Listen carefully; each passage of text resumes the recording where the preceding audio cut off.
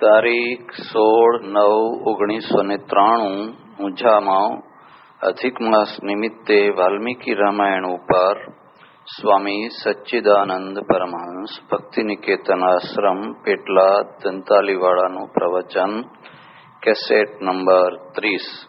આજે અધિક માસના પ્રવચનનો છેલ્લો દિવસ હોવાથી સમાપ્તિ રાખવામાં આવેલી છે. નમર્વતી પતે હર હર મહાદેવ હર.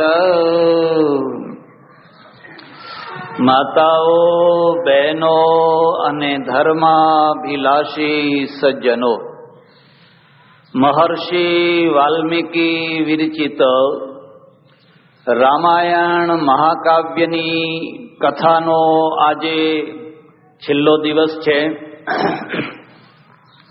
છેલ્લા 30 દિવસથી આ ભૂમિ ઉપર બેસીને ભગવાને જેવી શક્તિ આપી, જેવી બુદ્ધિ આપી, જેવી મતિ આપી, જેવી પ્રેરણા આપી, તદનુસાર ધર્મના માધ્યમ માટે, સમાજના સ્વરૂપ માટે, બીજા બધા પ્રશ્નો માટે 2 શબ્દો બોલવાનો પ્રયત્ન થયો. ખરેખર રામાયણ જીવન છે અને જીવન એ રામાયણ છે. અને જીવનનો અર્થ થાય છે ઘટનાઓની સાંકળ. એક સાંકળને તમે જુઓ તો એમાં કેટલી કડીઓ લાગેલી હોય છે. એમ જીવન શું છે? જેમાં અસંખ્ય ઘટનાઓની કડીઓ લાગી હોય. પ્રત્યેક ઘટના એક કડી બનતી હોય છે અને જેમ જેમ ઘટનાની કડીઓ ગૂંથાતી જાય એમ એમ સાંકળ આગળ ચાલતી જાય. રામાયણમાં જોશો તો ઘટનાઓ જ ઘટનાઓ છે.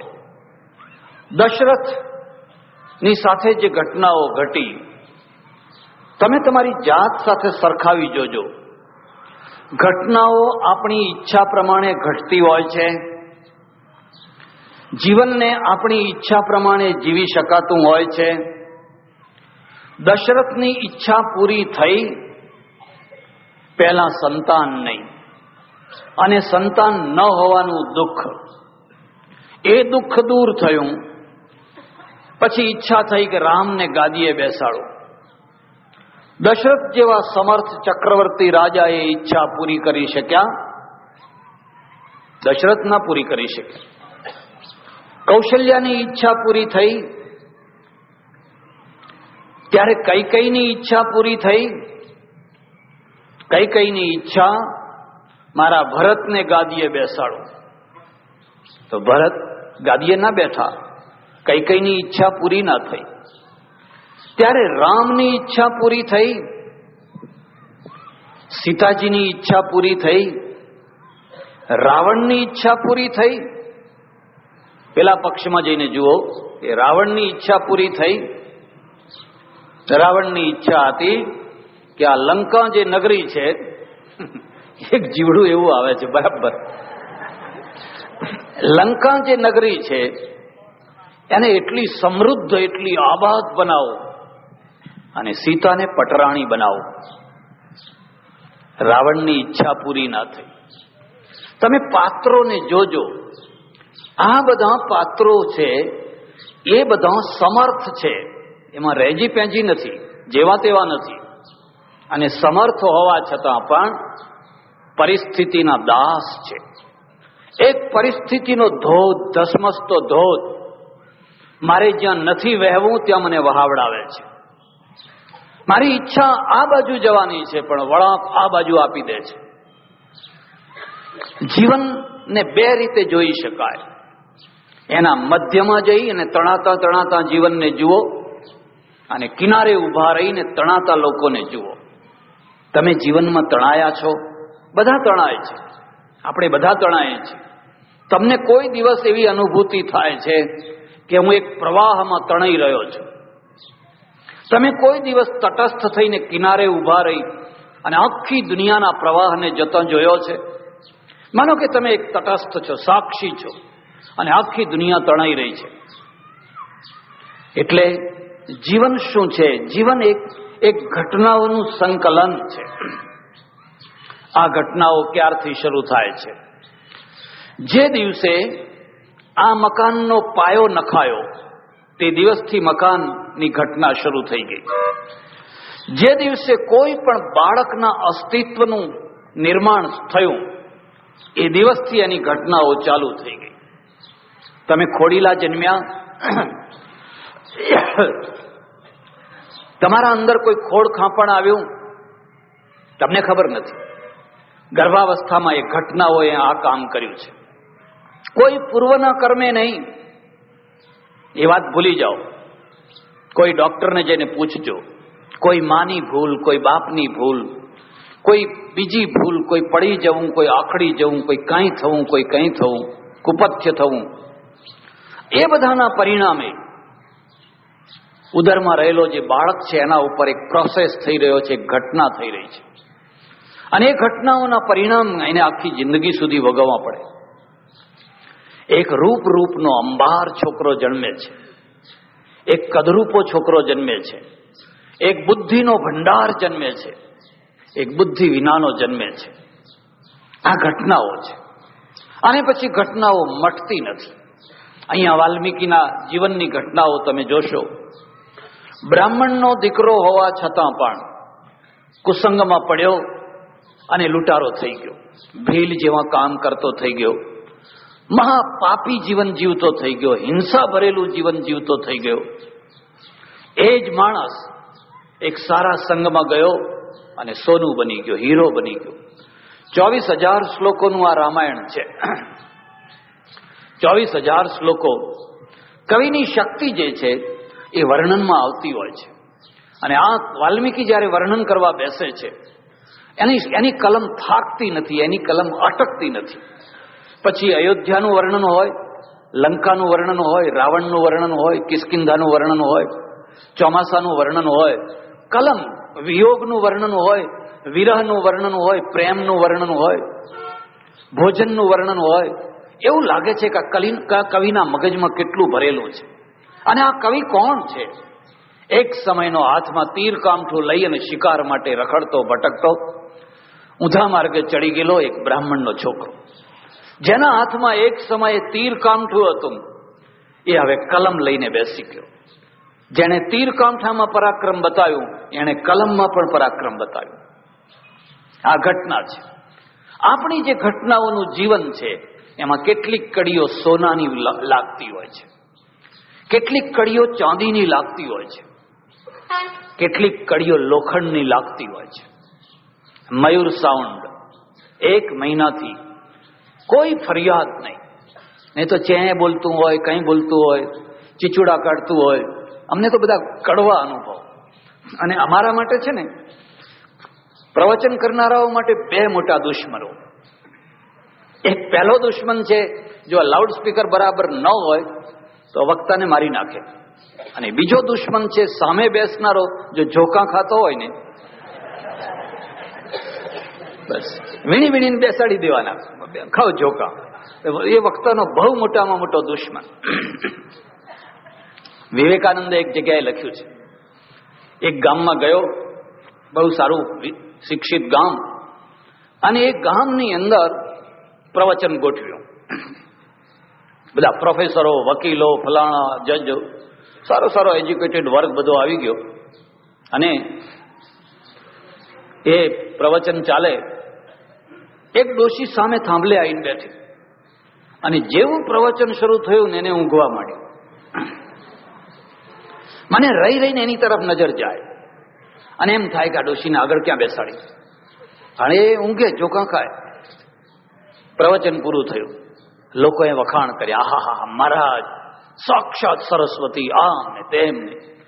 અને એક પછી એક બધા વખાણ કરતા ચાલ્યા ગયા. વિવેકાનંદ લખે છે, પછી પેલી ડોશી ઉઠીને આવી મારી પાસે પગે લાગવા, અને મને ઝેર જેવી લાગી.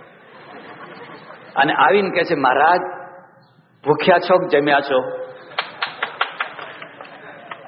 અને મને થયું કે ઓહો હો હો, ખરેખર હું ભૂખ્યો જ છું. આ લોકો વખાણ કરી કરીને ચાલ્યા ગયા, પણ કોઈને એવી કલ્પના ના આવી કે આ પ્રવચનકાર છે એ માણસ જમેલો છે, ભૂખ્યો છે. બધા ચાલ્યા ગયા. અને આ ડોશી ઊંઘતી હતી, અને ઊંઘતી હોવા છતાંય કર્તવ્યની દ્રષ્ટિએ જાગતી હતી. ઘણી વાર આવું બનતું હોય. પુનિત મહારાજ આખો દિવસ નોકરી કરે કોઈ વોરાના ત્યાં, અને રાત્રે કીર્તન કરવા જાય, આખ્યાન કરવા જાય. એક બીજી વાત યાદ રાખજો, એક જમાનો હતો આપણે ત્યાં આ કીર્તનકારો, કથાકારો, આખ્યાનકારો ગામડામાં શહેરોમાં જઈને કથા કરે. બહુ સસ્તી કથા. એક ચોક હોય, ચોકમાં એકાદ પાટ બિછાવો, બસ કીર્તન ચાલુ. ત્યારે લાઉડ સ્પીકર નહીં, હવે લાઉડ સ્પીકર થયા. અને 4-4, 5-5 કલાક સુધી ભજન કીર્તન આખ્યાન કરે, પરોડિયું થઈ જાય. પુનિત મહારાજે નોંધ મૂકી છે કે હું મારા ઘેરથી ગયો, કેટલીક વાર તો દુકાનથી સીધો ગયો. લોકો એમ સમજે ગડો મહારાજ કરો ચાલુ એમ કે, પણ કોઈ એમ પૂછે નહીં કે તમે જમ્યા છો કે નથી જમ્યા, તમે ચા પીધો છે કે નથી પીધો, એવું કોઈ પૂછે નહીં. પણ આવી ગણતરી જે મગજમાં લે એ લાંબો ટાઈમ કીર્તન કરી શકે, એ તો એના નસીબમાં છે જ. કોઈ દિવસ કથાને મોંઘી ના કરશો, કથાને મોંઘી, ઈશ્વરને મોંઘો ના કરશો. જો ઈશ્વરને મોંઘો કરશો તો ઈશ્વર પૈસાદારોનો બની જશે, તો ગરીબો માટે કશું નહીં રહે. તમારા મંદિરો, તમારા કથા સ્થાનો એવા રાખો કે એમને એમ લાગે કે અહીંયા કોઈની સાથે ભેદ નથી.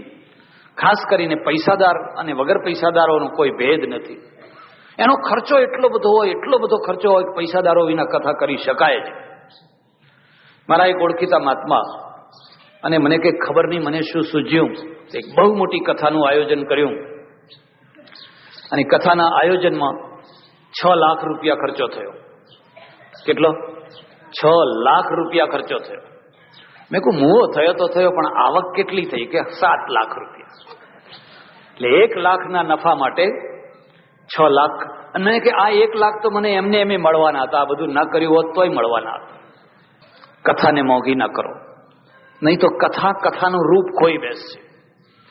એટલે પેલી ડોશીએ આવીને કહ્યું, સ્વામીજી જમ્યા છો? અને મારાથી કહેવાય ગયું, ના માજી નથી જમ્યો. તો ચિંતા ના કરો, હું હમણાં આવું છું. લોકો તો ચાલ્યા ગયા. મંદિરમાં ઉતારો, હું એકલો પડી ગયો. 1 કલાકની અંદર તો એ ડોશી છે, ભેંસનું શેડકડું દૂધ અને બાજરીનો ગરમ ગરમ રોટલો લઈને આવી. ત્યારે મને એમ થયું કે ખરો શ્રોતા આ જ હતો. ત્યાં આંખ મીચીને પણ આ ખરો શ્રોતા હતો. પેલા વખાણ કરી કરીને તો બધા ઘટનાઓ છે. એટલે આ જે કથા છે, એ કથા પણ જીવનની એક ઘટના છે. તમારો બાલ્યકાળ, એટલે આ રામાયણ છે, એ રામાયણના 7 કાંડો છે. કાંડનો અર્થ થાય છે શાખા, કાંડાત કાંડાત પ્રરોહંદી. પેલી દુર્વા છે ને, એ 1 કાંડથી બીજું કાંડ, બીજા કાંડથી ત્રીજું કાંડ, ત્રીજા કાંડથી ચોથું કાંડ. એટલે અહીંયા 7 કાંડો છે. અને એમાં સૌથી પહેલું કાંડ બાલ્યકાંડ છે. એમાં રામની બાલ્યાવસ્થા છે. વિશ્વામિત્રની સાથે જવું, ધનુષ ભંગ કરવો, સીતાજીને વરવું, આખું કાંડ એટલું બધું સુંદર કાંડ છે, આનંદ આવી જાય. કેટલું સરસ બાલ્યાવસ્થા છે. અને પછી તરત જ જિંદગીમાં એક બહુ મોટું પરિવર્તન આવે છે. ઘટના શું છે, જીવન શું છે? એક એવી રમત જેમાં સીડીઓ છે, જેમાં સર્પો છે. કોઈના ત્યાં એવી રમત હોય તો તમે જોજો. જો તમારી કુકરી ફરતી ફરતી સીડી ઉપર ગઈ અને સીડીના નીચેના પગથિયે પહોંચી તો સડસડાટ ઉપર ચડી જાય. પણ જો ત્યાંથી ફરતી ફરતી કોઈ સર્પના મોઢામાં ગઈ તો સડસડાટ નીચે ઉતરી જાય. ઘટનાઓ છે. મારા હાથની કે તમારા હાથની પરિસ્થિતિ નથી. એક ટાઈમે તમારી જાહો જલાલી હોય, અને બીજો એક ટાઈમ એવો આવે કે તમને કોઈ મીઠું ઉધાર ના આપતું હોય. એક ટાઈમે તમારો જે કાર થતો હોય, અને એક ટાઈમ એવો આવે કે લોકો તમારા ઉપર ધૂળ ઉડાડતા હોય, તમારા નામની બદનામી કરતા હોય. આવું કદી બને જ નહીં. એવું મારે જીવન જોઈએ છે, એવું સમજીને જે જીવનની શોધમાં નીકળ્યા છે એને કદી જીવન નથી મળતું હતું. રામને ના મળ્યું. તમે જોઈ શકો છો, આટલા સમર્થ છે અને છતાંય પોતાની ઈચ્છા પ્રમાણેનું જીવન જીવી શકતા જેમ જેમ તમારું ક્ષેત્ર મોટું થતું જાય, વ્યાપ મોટો થતો જાય, એમ એમ તમારી અડચણો પણ એટલી જ મોટી થતી જાય. રામાયણમાં લખ્યું છે કે સીતાજીએ પાછલી જિંદગી શારીરિક દુઃખમાં નહીં પણ માનસિક વેદનામાં કાઢી, અને માનસિક વેદના જેવી કોઈ વેદના નથી. બાકી તમને ભલે ને તાવ ચડ્યો હોય, ભલે ને કેન્સર થયું હોય, ભલે ને કિડની ખરાબ થઈ હોય, તોય તમે હસતા હસતા જીવન જીવી શકો. પણ જો તમારા હૃદયની અંદર જો સોયો ભોંકાણી હોય, શું વાત કરું તમને. અમારે પંજાબની અંદર એક બુલ્લે શાહ નામનો ફકીર થયો છે. બુલ્લે શાહ, એને બહુ સુંદર કાફીઓ લખી છે. હું ઘણીવાર લોકોને સંભળાવું છું. ગજબની શાખીઓ. હું તમને ભલામણ કરું છું કે સૂફીઓનું સાહિત્ય વાંચો કાં તો સંતોનું વાંચો, તમારું હૃદય ખીલી ઉઠશે. અને આ સૂફી અને આ સંત એટલે કબીર, નાનક, તુલસી, મીરા, તુકારામ, જ્ઞાનદેવ, આ બધા સંતો છે. ગજબનું સાહિત્ય લખેલું છે, અદ્ભુત સાહિત્ય લખેલું છે. કબીર એટલે કબીર. કોની તાકાત એ જમાનાની અંદર જ્યારે કાશી ઉપર મુસ્લિમોનું રાજ્ય અને બ્રાહ્મણોની ધાક, પંડિતોની ધાક, આખા ભારત ઉપર કાશીના પંડિતોની ધાક. એ સમયમાં એક વણકરના ત્યાં, એક જુલાહાના ત્યાં, એક વણકરના ત્યાં આ છોકરો ઉછરીને મોટો થાય અને બેયને ફટકારે, બેયને સાચી વાત કરે, બંનેને સાચી વાત કરે. પેલા મુસલમાનોને એમ કે ઊંચે ચढ़कर बांग पुकारे क्या वो अल्लाह बहरा है, चींटी के पांव में नूपुर बाजे तो भी अल्लाह सुनता है, चींटी के पांव में नूपुर बाजे तो भी अल्लाह सुनता है. કોણ કહી શકે કેટલું એનું આત્મબળ હશે. અને જેનું આત્મબળ હોય એ જ સત્યનો પુરસ્કર્તા થઈ શકે. જેના પાસે આત્મબળ ન હોય એ બધું પોપટિયું તો બોલી શકે પણ સત્યનો પુરસ્કર્તા ના થઈ શકે. અને પેલી બીજી તરફ પંડિતોને કહ્યું, ગજબની વાત લખી દીધી. 4 વેદ પડવો કરે હરીસો નાહી હેત, 4 વેદ પડવો કરે હરીસો નાહી હેત, माल कबीरा ले गया और पंडित ढूंढे खेत, माल कबीरा ले गया पंडित ढूंढे खेत. આ સંત છે. હું તમને ભલામણ કરું છું, સંતોની વાણી ને સૂફીઓની વાણી વાંચજો. પેલો બુલ્લે શાહ છે ને, એ બુલ્લે શાહ બેઠો એની કાફીઓ રચી રહ્યો છે અને હાજીઓ બધા હજ કરવા જઈ રહ્યા છે પગે ચાલીને. ત્યારે તો એવો જમાનો. અને હાજીઓને જોઈ અને એની કાફી રચે. હાજી લોગ મક્કે વલ જાન દે મેરે દિલ વિચ 100 મક્કા. આ જુઓ તો ખરા, મક્કા જઈ રહ્યા છે. અને તમને ખબર છે સૌથી વધુમાં વધુ ઝઘડો કયા લોકો કરતા? યાત્રાળુઓ કરતા હોય છે. કોઈ વાર બસ કાઢી જોજો, એક પથારી સુવા માટે, ખાવા માટે, બેસવા માટે એવું લડે. તમે જો એકવાર બસ કાઢો કે ટ્રેન કાઢો તમને ખબર પડે કે લોકોનું મન કેટલું નેરો માઇન્ડ છે. એવા તમને હેરાન કરે. અને એટલા માટે આપણા ત્યાં એક કહેવામાં આવેલું કે આ તુંબડું કડવું તુંબડું 68 તીરથ નાયું. તુકારામે કહેલું, કોઈ યાત્રાએ જતા હતા, તુકારામ યાત્રાએ આવવું છે કે ભાઈ શક્તિ નથી, પૈસા વિના કઈ યાત્રા થાય, પણ એક કામ કરજો કે આ તુંબડું તમે લઈ જાઓ અને જ્યાં નાવ ત્યાં તમે આને નવડાવજો. એ સારો માણસ, એને તુંબડું લીધું. પછી 68 તીરથ ગંગામાં, ગોમતીમાં, ગોદાવરીમાં, જમનામાં, ફલાણામાં બધે તુંબડું નવડાવ્યું અને બધે તુંબડું ફેરવીને પછી પાછા લાવ્યા. તુકારામને કહ્યું, લો આ તમારું તુંબડું 68 તીરથ નાયું. એમ ક્યાં? ઉભા રહો કે તમે ઉભા રહો. પછી તુંબડાને કાપ્યું અને અંદરથી એનો જે ગર્ભ હતો ને એ ખાધો. કડવો ઝેર જેવો, થૂ. કે તુંબડું તો કડવું ને કડવું રહ્યું. કે ભાઈ હું શું કરું એમાં? કે ના આ તો આ તુંબડાની વાત નથી, આ બધા જે નાવા જાય છે એ તુંબડાની, મારે આ તુંબડાની વાત નથી કરવી. એ તો એની પ્રકૃતિ છે. પણ દર વર્ષે જે હજારો લાખો તુંબડા જે નાવા જાય છે ને એવા તુંબડાની વાત કરવી.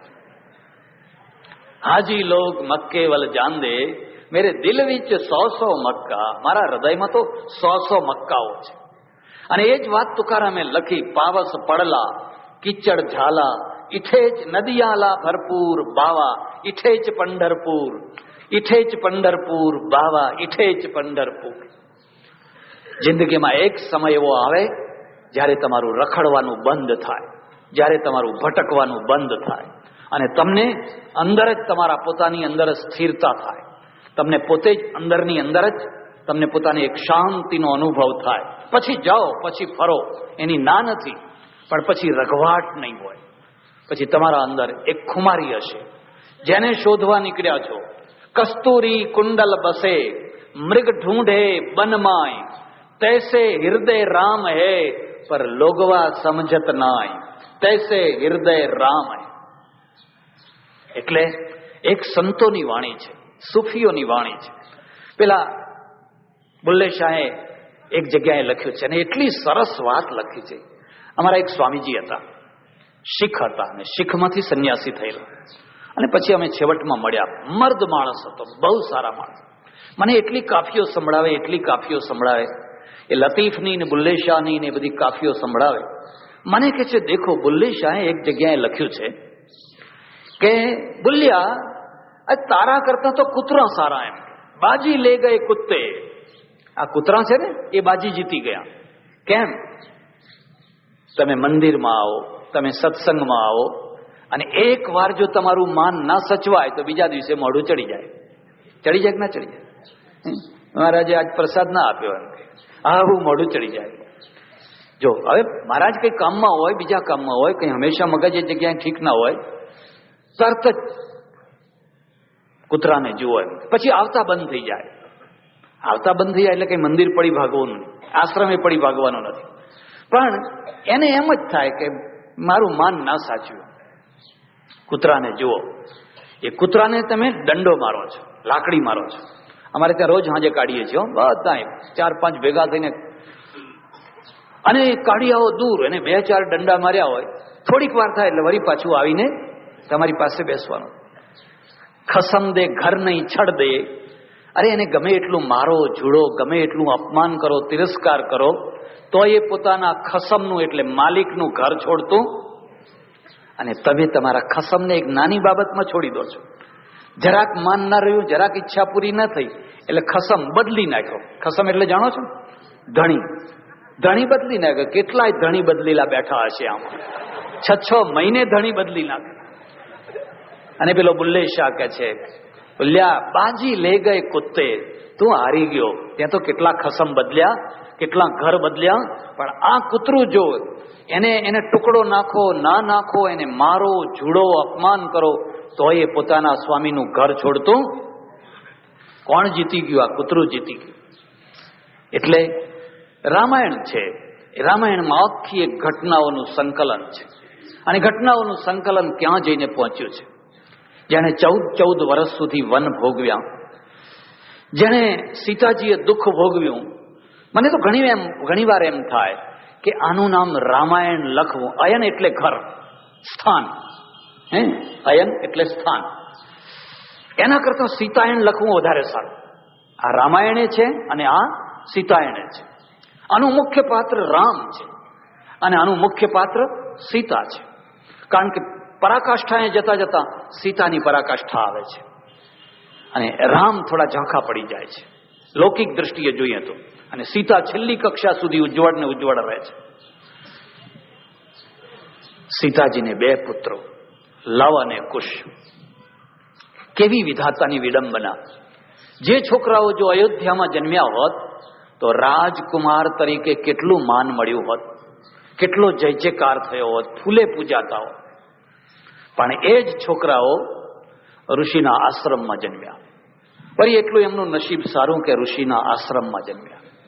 પણ આ દુનિયામાં ઘણા કર્ણો હોય છે, ઘણા કબીરો હોય છે. એ કુંતાના પેટે જન્મે પણ તરત જ એને છોડી દેવો પડે. જન્મતા જ એક ઘટના, અભિશાપની ઘટના. આ બાળક કોનું? ખબર નહીં કોનું છે, ખબર નહીં કોનું છે. અરે રે, કઈ પાપણી આ છોકરું મૂકી દીધું હશે, આ કોનું પાપ હશે? કોઈ એમ તો બોલે જ નહીં કે આ કોનું પુણ્ય હશે, આ કોનું પાપ હશે. એક વ્યક્તિનું પાપ નથી, એ સમાજનું પાપ છે.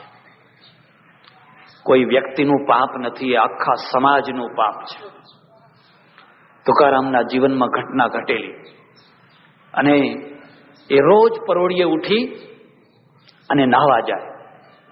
પાસે નદી અને નદીમાં નાહવા જાય, પણ તે દિવસે ખબર નહીં કેમ એની 12 વાગે આંખ ઉઘડી ગઈ. ત્યારે ઘડિયાળ નહીં, કશું જ નહીં. એટલે આંખ ઉઘડે એટલે લોકો સમજે કે સવાર થઈ ગયું, પરોળિયું થઈ ગયું.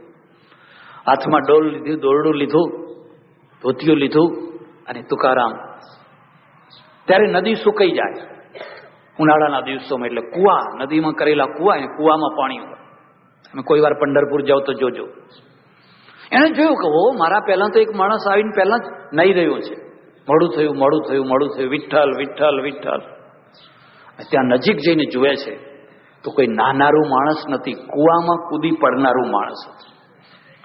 એ ગામની એક બ્રાહ્મણી, અને ખોળામાં બધા પથરા ભરેલા અને છલાંગ લગાવવાની તૈયારીમાં. તુકારામ પરિસ્થિતિને ઓળખી ગયા, સમજી ગયા. એણે કહ્યું, ખબરદાર, પડીશ નહીં. એટલે જ મને ભગવાને આજે 12 વાગે જગાડ્યો છે. માણસની સૌથી મોટામાં મોટી મર્દાનગી કઈ છે? સમાજ શૌર્ય. સમાજની સામે ન્યાય માટે બાથ ભીડવી. અન્યાય માટે નહીં, સત્ય માટે સમાજના સામે બાથ ભીડવી. એક તરફ આખો સમાજ હોય, એક તરફ તમે એકલા હો, પણ તમારા પક્ષમાં સત્ય હોય. સત્યનો વિજય થાય, પણ બલિદાન આપે તો વિજય થાય, એમને વિજય ના થાય. સત્યનો વિજય એમને એમ ના થાય. સત્યના વિજય માટે બલિદાન આપવું પડે. તમારી પ્રતિષ્ઠાનું, તમારા પ્રાણનું, તમારી આવકનું, એ બધા બલિદાન આપવા પડે. પેલી બ્રાહ્મણીએ, વિધવા બ્રાહ્મણી, એણે કહ્યું, તુકારામ ભગત, આ પથરા મને છોડાવશો નહીં. આ કુવા સિવાય મારા માટે દુનિયામાં કોઈ જગ્યા નથી. એણે કહ્યું, એક જગ્યા છે, અને તુકારામનું ઘર છે. એક જગ્યા. આથી મોટી મર્દાનગી કોઈ હોય ખરી? અરે 5-50 રૂપિયા આપવા એ તો બહુ રમત વાત છે. ઉપાધિઓ લેવી, વગર કારણે ઉપાધિઓ લેવી, એ કેટલી મોટી મુશ્કેલી છે. તુકારામ, તમને લોકો ફાડી ખાશે, જીવવા નહીં દે. આ મારું પાપ તમારા ઉપર ઓઢાડશે. તુકારામે કહ્યું, હું ઓઢી લઈશ. સંતને સંતપણા રે નથી મફતમાં મળતા. સંતને સંતપણા રે નથી મફતમાં મળતા. પણ હું તને પડવા નહીં દઉં, કારણ કે 2 જીવ છે, 2 જીવોની હત્યા થઈ રહી છે. એ છોડાવી નાખીને લઈ આવ્યા. એવું કહેવાય છે કે તુકારામની પત્ની બહુ ઝઘડાળુ હતી. એટલે તમારા ઘરમાં હોય તો તમે સંત થઈ શકો. તમે એમ કહી શકો કે આપણે તુકારામ જેવું જ છે. એટલે તુકારામ જેવા તમે હોવ કે ના હો, પણ પેલા બેન તો તુકારામના ઘરવાળા જેવા હોય. એમાં એની પત્નીનો દોષ નથી. મોટા ભાગે સ્ત્રીઓને અન્યાય કર્યો છે. હવે કોઈ પણ સ્ત્રી હોય, પુરુષ કમાતો ન હોય, આખો દાડો મંજીરા વગાડતો હોય, તંબુરો લઈને બેઠો હોય, ચોપડી લઈને બેઠો હોય, ને ઘરમાં હલ્લા કુસ્તી કરતી હોય. હવે કોઈ પણ સ્ત્રી ચીડિયા સ્વભાવની બન્યા વિના રહે. સ્ત્રીને શું જોઈએ? ઘર ભરેલું જોઈએ, દૂધ ઘી ફલાણું ફલાણું, આ તે, તો એને પતિ સારો લાગે. હવે આ કમાવા માટે જન્મ્યો નથી. બધા માણસો પૈસા કમાવા માટે નથી જન્મ્યા હોતા. અને જે લોકો પૈસા કમાવા જન્મ્યા હોય છે, એમાંના બહુ થોડાના નામ અમર થતા હોય છે. નાનકદેવજી છે, એમના પિતા કાલુરામ, અને આ ઘરમાં દુકાનમાં સાધુઓને બાવાઓને આમ તેમ ખવડાવે, સીધા આપે, ફલાણું કરે. નારાજ થઈ ગયેલા, કાઢી મૂક્યા ઘરમાંથી. નિકાળ, તું તો મારું બધું દેવાળું કાઢવા બેઠો છે. એમને ખબર નથી કે 9 ખંડમાં તમારું નામ રાખનારો છોકરો જન્મ્યો છે. એને કોડીઓ ગણતા નથી આવડતી, કોડીઓ વહેંચતા આવડે છે. પણ દુનિયા તો ભવિષ્યને જોઈ નથી શકતી હોતી. એટલે તુકારામની પત્ની જે ઝઘડાળુ હતી, એમાં એનો દોષ નહીં. તુકારામનો પોતાનો પણ દોષ ખરો. તમે કશું ઘરની કાળજી ના રાખો. છોકરું માદું હોય તો કે વિઠ્ઠલ વિઠ્ઠલ. અરે ભાઈ, દવા લાવો, શું વિઠ્ઠલ વિઠ્ઠલ?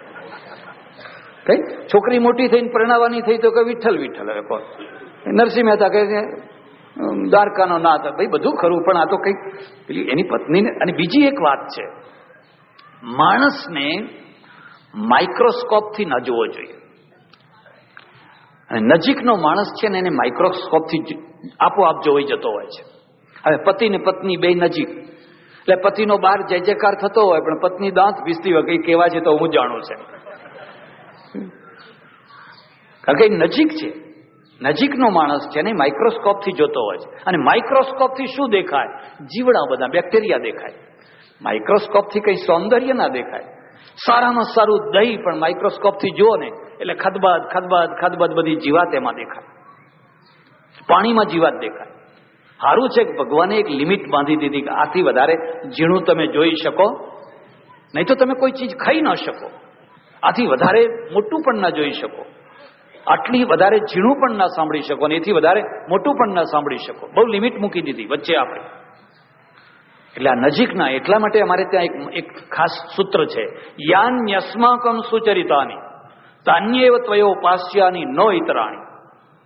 પેલા ગુરુએ કહ્યું વિદ્યાર્થીને, અમારા જે સારા આચરણો હોય એનું અનુકરણ કરજે, નો ઇતરાણી. અમારી જે ભૂલો હોય, ત્રુટીઓ હોય, સ્ખલનો હોય એની નકલ ના કરીશ. ગુરુ અને ગુરુની પાસે વિદ્યા ભણે શિષ્ય, ઘણી વિદ્યા ભણાવી, ઘણી વિદ્યા. પણ શિષ્યને એક ઈચ્છા થઈ, ગુરુજી એક વિદ્યા બાકી રહી ગઈ. શું? મારે ઘટઘટની બધી વાતો જાણવી છે. જે માણસ સામે આવે એનો તમામ ભૂતકાળ બધો મને ખબર પડી જાય. ઘણા લોકો નથી કહેતા, કઈ પેલી એક માતા મંત્રેલી હોય છે ને, ઓ ફલાણા ભાઈ તમે આવ્યા કે કઈ આપે બધું. ગુરુએ કહ્યું ના, એ જાણવા જેવું નથી, રવા દે, એ વિદ્યા નથી. ના કે મારે જાણવી જ છે. બહુ આગ્રહ કર્યો એટલે ગુરુએ કહ્યું લે ત્યારે આ વિદ્યા આપું છું. ને વિદ્યા લઈને ખુશ થતો ઘેર આવ્યો. એટલી વહાલ ભરેલી માં, અને માએ સરસ મજાની રસોઈ કરેલી, જમાડવાની તૈયારી, ને જમવા બેઠો. પણ મારી મનમાં ઈચ્છા થઈ ગઈ પેલી વિદ્યાથી જરા માને જોઈ લઉં. અને જમતા પહેલા એને વિદ્યાથી માને જોઈને ઉભો થઈ ગયો. અગર ચુડેલ, તું મારી માં ક્યાંથી થઈ? તને કોણે માં બનાવી? ધિક્કાર છે તને, કારણ કે આખું એનું આખું પાછળનું બધું છે ને માઇક્રોસ્કોપ, બધું જોઈ લીધું. નહીં, મારાથી આ ભોજન નહીં થાય. એ માને વિચારતો કઈ વળગાડ આવ્યો કે કઈ વળગ્યું કે શું થયું? કોઈ દિવસ આવું નતું કરતો ને આટલી ઘૃણા ક્યાંથી આવી ગઈ મારા ઉપર? બસ પછી તો એનો બાપ જ્યાં બેઠો હતો ત્યાં ગયો અને ઈચ્છા થઈ કે લાવો બાપને જોઈ લઉં. અને બાપને કે તું રાક્ષસ, તું દૈત્ય છે, મારા બાપ થવાને લાયક નથી. પછી તો જ્યાં જાય ને પેલી વિદ્યાથી બધાને જુએ ને ભાગે. આહા, બધે ફરતો કોઈ જગ્યાએ પાણી ના પી શકે, કોઈ જગ્યાએ ખોરાક ના લઈ શકે, કોઈ જગ્યાએ બેસી ન શકે. પછી એની ઈચ્છા થઈ, જેણે મને આ વિદ્યા આપી છે ને એ ગુરુને જોઉં. ગુરુ પાસે આવ્યો અને ગુરુ પાસે આવ્યા અને એ જ વિદ્યાથી ગુરુ કે આવા ગુરુ હતા હશે, ધિક્કાર છે તમને. અને ગુરુને ગાળો દેવા માંડ્યો. ગુરુ મંદ હસી રહ્યા છે. બેટા ઉભો રહે, મારી વિદ્યાથી તે આખી દુનિયાને જોઈ, તારી જાતને તે જોઈ? પહેલા તારી જાતને જોતો. હા કે એ વાત તો રહી ગઈ. અને એ જ વિદ્યાથી એને પોતાની જાતને જોઈ. ઓહો, અત્યાર સુધી જે જોયા એ તો બધા ઘણા સારા હતા. બુરા ઢૂંઢન મેં ચલા, बुरा न मिलिया कोई, जब भीतर में खोजिया तो मुझसे बुरा न कोई, मुझसे बुरा न कोई. તમારા અંદરની જે ઘૃણા છે ને એ બે રીતે જઈ શકે. યા તો ભક્તિ માર્ગ, અને ભક્તિ માર્ગમાં શું છે? બધાથી અધમમાં અધમ હું છું, પામરમાં પામર હું છું. મારા જેટલો કોઈ અવગુણ ચિત્ત ના ધરો પ્રભુ મરે, તો એ રીતે તમે બધાને કહો કે આ તો મારા કરતા સારો છે. અમારા એક ઓળખીતા કથાકાર છે, ભાગવતની સપ્તાહ કરે, પછી એ સપ્તાહ કરીને આવેલા વર્ષ બે વર્ષ પછી એ જ ગામમાં મારે જવાનું થયું. તો મને રસ્તામાં મળી ગયા. મને કે જાઓ છો ને? હા. મને કે એ ગામમાં તો બધા મહોતા ભેગા થયા છે. મહોતા જાણો ને, પેલા ચૂલા ઉપર. હવે મસોતા તમે ગમે એટલા ધોવો તો એ કદી ઉજળા થાય? મને કે શું કામ મહેનત કરવા જાઓ છો? એ તો બધા મસોતા છે, મહોતા ગામના બધા. મેં કહું હું એમના કરતા મોટું મહોતું છું, એટલે અમારો મેળ પડી જશે. ઉજળા માણસને મસોતા સાથે મેળ પડે, પણ હું એ મસોતું જ છું, એટલે મસોતા ને મસોતા સાથે મેળ. આ ઘૃણા છે. અપેક્ષાઓ પૂરી ના થાય એટલે મસોતા દેખાય, અને અપેક્ષાઓ પૂરી થાય તો કોનું દેખાય. આ ઘૃણા છે. એ ઘૃણા ક્યારે થાય? માણસને એવું ભાન થાય કે મારાથી દુનિયામાં બીજું કોઈ હલકું નહીં હોય, મારાથી મોટો કોઈ પાપી નહીં હોય. સંતોની વાણી જોજો, તુલસીદાસની વાણી જોજો, સૂરદાસની, કબીરની વાણી જોજો. અથવા પછી બીજો એક રસ્તો છે, અને બીજો રસ્તો શું છે? જ્ઞાન. અને જ્ઞાનના દ્વારા તમને એમ લાગે કે માણસ માત્રની અંદર કોઈને કોઈ ત્રુટીઓ રહેવાની ને એક તરફ પ્રબળતા અને બીજી તરફ દુર્બળતા, એ બેયનું સંકલન, એનું નામ માણસ છે. એટલે રામાયણ છે, એ રામાયણની ઘટનાઓ શું? એ પૂરા માનવ સમાજનું પ્રતિબિંબ છે. બાળકો જન્મ્યા, કોઈના ઘરમાં કર્ણ જન્મ્યો, કોઈના ઘરમાં કબીર જન્મ્યો. કબીર કોનો? વિધવા બ્રાહ્મણીનો દીકરો. પેલા એને કહ્યું, કોને? તુકારામે, તું ચિંતા ના કર, હું જે થશે એ સહન કરી લઈશ. પણ પહેલો પ્રશ્ન છે પોતાની પત્નીનો. બીજા બધા દુનિયાને સમજાવવા સરળ, પણ આ પત્નીને કેવી રીતે સમજાવે? એમાં રાતના 1 વાગે પતિ છે એક સ્ત્રીને લઈને આવે અને એની સ્ત્રીને કે જગાડજે, જરા એક બીજો ખાટલો ઢાળજે, એક બેનને લાયો છું, તો કોછાજીયા લે, બીજું કઈ લે. શું કરે? કેટલું બળ, કેટલું આત્મબળ હશે. એને કહ્યું, તું અત્યારે શાંત રહે, સવારે બધી વાત કહીશ. એ બાઈને રાખી તો ખરી, પણ સવાર પડતા પડતા તો આખા ગામમાં ઢોલ ઢંઢેરો. કેટલા લોકોને એક ખાસિયત હોય, આવી વાતો ઉડાડવામાં મને બસ બહુ રસો. ખબર પડી? કંઈ સાંભળ્યું કે તમને કઈ ખબર પડી કે કંઈ સાંભળ્યું? અરે અત્યારે શું, તમને કશી ખબર નથી. આ પેલો ભગત જો ને, બહુ મોટી વાતો કરતો ભગત, બધું ભોપાળું નીકળ્યું, અને આખા ગામમાં ચકચાર ચકચાર ચકચાર. છોકરાઓ બધા ભેગા થઈને કબીર, અરે તુકારામના ઘર આગળ ધૂળ ઉડાડે, પથરાઓ ફેંકે. અને એને ખબર હતી કે આ બધું થવાનું જ છે, આ બધું સહન કરવાનું જ છે. માત્ર એક પ્રાણના રક્ષણ માટે આ સહન કરવાનું છે. એટલે અને એક બીજી વાત પણ છે, વાદળા કોઈ દિવસ કાયમ નથી રહેતા હોતા. આજ નહીં તો કાલ વાદળા વિખરાશે ને વિખરાશે. અને જ્યારે એ વિખરાશે ત્યારે સૂર્ય એના મૂળ રૂપમાં પ્રકાશિત થવાનો જ છે. વાદળા વિખરાયા, સૂર્ય પ્રકાશિત થયો, એ જ ધૂળ ઉડાડનારા પગમાં પડ્યા કે હા બાપુ, કે તમને ના ઓળખ્યા હો, તમે તો ખરા સાચા સંત છો. એટલે એક બીજી વાત યાદ રાખજો, દુનિયાના સર્ટિફિકેટના આધારે જે પોતાનું જીવન બનાવવા માંગે છે એ વિદૂષક થઈ જતા હોય છે. નથી આ તરફના રહેતા કે નથી પેલી તરફના રહેતા. સીતાએ કહ્યું, લવ અને કુશ, બેટા તમે રાજકુમાર છો, પણ હું અભાગણી છું. હું એક એવી અભાગણી સ્ત્રી છું કે નિર્દોષ હોવા છતાં મોટામાં મોટું કલંક લાગ્યું છે. અને મારા પતિ એટલી ઊંચી આદર્શની ભૂમિકા ઉપર છે, એટલા ઊંચા આદર્શની ભૂમિકા ઉપર છે કે અમારા બેયનો મેળ નથી પડતો. મને જંગલ વચ્ચે છોડી દીધી. એમણે ધાર્યું હોત તો હરિદ્વારમાં મારા માટે વ્યવસ્થા કરી શક્યા હોત, કાશીમાં, પ્રયાગમાં, કોઈ તીર્થ ક્ષેત્રમાં. એ તો રાજા છે, એકાદ ઘર રાખી દીધું હોત, 1-2 દાસીઓ મૂકી દીધી હોત, કંઈ વર્ષાસન બાંધી દીધું હોત તો મારી વ્યવસ્થા થઈ ગઈ હોત. આજે તો કોઈ સ્ત્રી ત્યક્તા થાય તો સરકાર એને ભરણ પોષણ અપાવે છે, પણ મારા માટે એવી કોઈ વ્યવસ્થા ના કરી.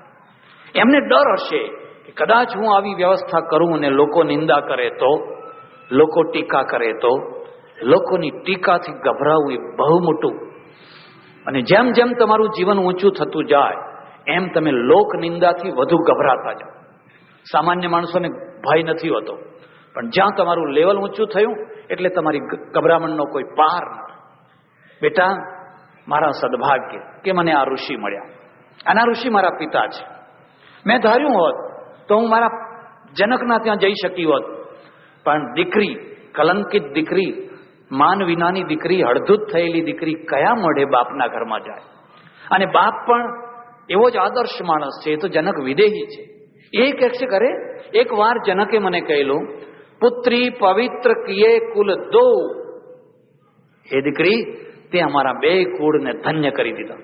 સાસરાનું કુળ એ ધન્ય કર્યું અને પિયરના કુળને ધન્ય કર્યું. તારાથી અમને ગૌરવ છે. એટલું ગૌરવ લેનારાના ઘરમાં હું જઈને ઊભી રહું તો એ લોકો બધાના ચહેરા કાળા થઈ જશે. એટલે હું ક્યાંય ના ગઈ ના ઋષિના ત્યાં રહી. હવે તમે મોટા થયા, તમને ખબર છે જે તરછોડાયેલી સ્ત્રી છે, તરછોડાયેલો પુરુષ છે, તરછોડાયેલું વ્યક્તિત્વ છે, એને જીવવાની એક આશા હોય, ભવિષ્યની આશા. આ છોકરો મોટો થશે, આ છોકરો મારો મોટો થશે અને મારું નામ રાખશે, મારો જય જયકાર કરશે.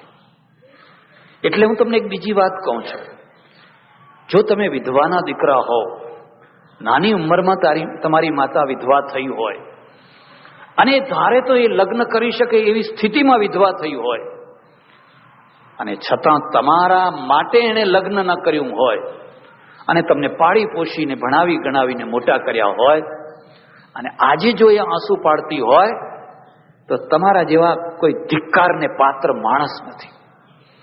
પરદેશમાં એક ભાઈના ત્યાં ઉતરેલો અને હું મારા રૂમમાં રહું, બપોરે 4, 4:30 બારણું ખોલું, ટેબલ ઉપર ટપાલ પડી હોય બધી આવેલી, લઈને વાંચું. એ તો એની દુકાને જાય, ફેક્ટરીએ જાય. હવે એક દિવસ બન્યું એવું કે રોજ 8-10 ટપાલો હોય તો ભૂલથી એની ટપાલ મારાથી ફાડી ગઈ. કોઈની ટપાલ કદી ફાડવી નહીં, કોઈની ટપાલ કદી વાંચવી નહીં, કશું નથી. જેટલા બીજા લોકોના અંદર તમે રસ લેતા થશો એટલા જ દુઃખી થશો. શું જાણવાની જરૂર છે? તમે તમારું જ જાણો ને. આમ ડોકાચિયા કરે, આમ તિરાડમાંથી જુએ, આમ જુએ, આમ જુએ. શું કામ તમે તમારું જીવન બગાડો છો? તમે તમારું જીવન સંભાળી લો, દુનિયાને દુનિયાની રસ્તે ચાલવા દો. ટપાલ મારાથી ભૂલથી ફોડી ગઈ અને પહેલું હેડિંગ વાંચ્યું એટલે મને ખબર પડી ગઈ કે આ ટપાલ મારી નથી. પણ હેડિંગ એટલું જોરદાર હતું ને કે પછી વાંચ્યા વિના મારાથી રહેવાયું નહીં. એ જેના ઘરમાં ઉતરેલો એની માએ લખેલી આ ટપાલ. એને લખેલું, બેટા તું બહુ બીજી હઈશ, બહુ કામમાં વહીશ, હું તારી પાસે કોઈ અપેક્ષા નથી રાખતી. 2.5 વર્ષનો છોડીને તારો બાપ મરી ગયેલો અને હું ત્યારે 28 વર્ષની હતી અને તને જોઈ ભણાવી ગણાવી પરદેશ મોકલી, તને મોટો કર્યો અને હવે તું પરદેશમાં તારી પત્ની, તારા બાળકો બધું લીલા લહેર. હું વતનમાં એકલી, ઘરમાં ડોશી એકલી. મારે કોઈ ઈચ્છા નથી, મને 15 દિવસે એક કાગળ લખ, બસ, બીજી મારી કોઈ ઈચ્છા નથી. હું આ ખેતી, જે 2-5 વીઘા જમીન ખેતી છે તારા બાપની, એમાંથી મારું ગુજરાન ચલાવું છું. પેલો છોકરો કેવો, દેશમાં આવે ને એટલે સીધો એના સસરાના ત્યાં જ ઉતરે. મોટી મોટી બેગો હોય એ બધી એના સસરાના ત્યાં જ મૂકે અને એની પત્ની છે ને એવી પાવરફુલ ને કે આને પેલા કામરૂપમાં જેમ પેલો બળદ બનાવી દે ને એમ બળદ બનાવી દીધેલો. તમારી કોઈની વાત નથી, આ તો એમ કહેવાય છે કામરૂપમાં જે જાય એને બળદ બનાવીને ઘાંચીની ઘાણીએ ફેરવે રાખે છે. બધે કામરૂપ છે, જ્યાં જ્યાં બળદ બન્યો હોય ને એ કામરૂપમાં રહે, એમાં સમજી લેવાનું. તું તારા સસરાને આપ, સાસુને આપ, તારી સાડીઓને આપ, બધાને આપ, જે આપવું હોય. મારે એક સ્વેટર નથી જોઈતું, મારે કશું જોઈતું નથી, મારે એક તારો કાગળ જોઈએ છે 15 દિવસે, બસ આટલી મારી ઈચ્છા છે. આવું લખેલું અંદર. હું પાછો આવ્યો મારા રૂમમાં, મને લાગી આવ્યું. મેં મારી બેગ તૈયાર કરીને બેઠો. સાંજે પેલા આવ્યા, મેં કહ્યું બીજો માફી માગું છું, આ કાગળ મારાથી ભૂલથી ફાડી ગયો અને વંચાઈ ગયો છે. એક રીતે સારું થયું કે વંચાઈ ગયો છે. હું હવે તારા ઘરમાં નહીં રહું. મને કે કેમ? શું થયું? અરે તું મને રોજ શીરો ખવડાવે છે, આગ્રહ કરે છે, ગાડી લઈને અહીં જોવા લઈ જાય છે, અહીં લઈ જાય છે, અહીં લઈ જાય છે, મારા માટે જાત જાતના કપડાં લઈ આવે છે. મેં તારું શું ભલું કર્યું છે? હું તો તમને ઘણી વાર કહું છું, તમે બાવાઓને દૂધપાક પૂરી ખવડાવો ને મા બાપને સૂકા રોટલા ખવડાવો. અમારે ખાવું ના હોય તો આગ્રહ કરીને ખવડાવો અને પેલા જે ખરા ખવડાવો ને એને સૂકા, વધેલું, ઘટેલું, ઉતરેલું એઠવાડ હોય ને આમ બધું કરીને. મેં કહું આ વાંચ કાગળ, જો મેં બેગ તૈયાર કરી છે, હું પેલા લીમડા નીચે જઈને રહીશ. તારા જેવા કૃતજ્ઞ છોકરાના ત્યાં નહીં રહું. 28 વર્ષની જિંદગીમાં એ વિધવા થયેલી છે. તારી પાછળ એને યૌવન બગાડી નાખ્યું, યૌવનનું બલિદાન આપી દીધું અને તને આ કક્ષાએ પહોંચાડ્યો. હવે તને કાગળ લખવાનો ટાઈમ નથી મળતો. મને કે બહુ ધંધા પાણી ટાઈમ, અને સાડીઓને લખવાનો ટાઈમ મળે છે. પેલી જગ્યાએ બધો ટાઈમ મળે છે, અહીં ટાઈમ નથી મળતો. માં છે જ્યારે વિધવા થાય એને એક આશા, મારો છોકરો મોટો થશે અને પછી મારી બધી ઈચ્છાઓ પૂરી કરશે. એનું ગૌરવ જોઈને એની છાતી ફૂલાય. હવે એની જગ્યાએ એ જ છોકરો મોટો થઈ અને એનું લોહી પીવાનું ચાલુ કરે તો પછી આ ઘરડા ઘર શા માટે કર્યા છે? આ વૃદ્ધાશ્રમ શા માટે કર્યા છે? કંઈ કરતા થોડાક માણસોનું લોહી ઓછું પીવાય એટલા માટે કર્યા છે. સીતાએ કહ્યું, બેટા તમે હવે 12 વર્ષના મોટા થઈ ગયા છો. આપણા ગુરુજીએ તમને બહુ વિદ્યા ભણાવી, તમે વિદ્વાન થયા છો, તમે ક્ષત્રિય છો, રાજ બીજ છો. અને આ વાલ્મીકી ઋષિને આમંત્રણ આવ્યું છે. રામના ત્યાં બહુ મોટો યજ્ઞ થઈ રહ્યો છે ને યજ્ઞમાં તમારે જવાનું છે.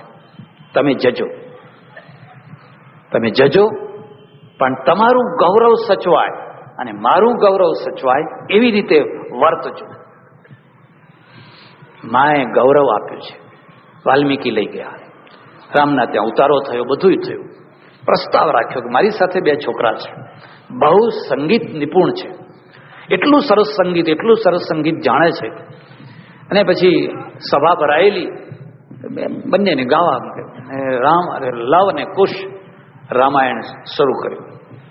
તમને ખબર હશે, બહુ વર્ષો પહેલા એક ફિલ્મ બનાવેલી, એક ભારત વર્ષ કી સન્નારી કી કથા સુનાતે હૈ.